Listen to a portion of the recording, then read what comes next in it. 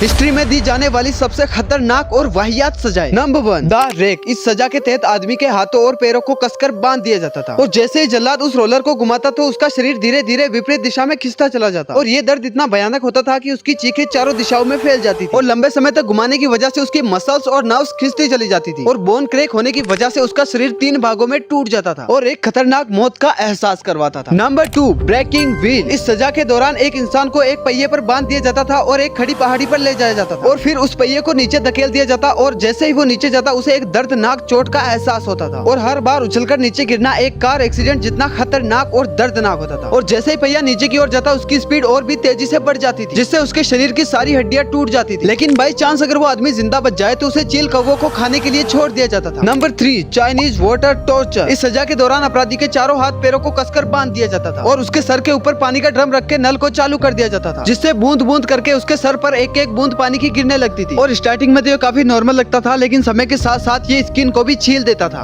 और जैसे ही ड्रम के अंदर पानी खत्म हो जाता उस इंसान को काफी अजीब लगने लगता था और वह बूंद की कमी महसूस करने लगता है और इसी वजह से वो धीरे धीरे पागल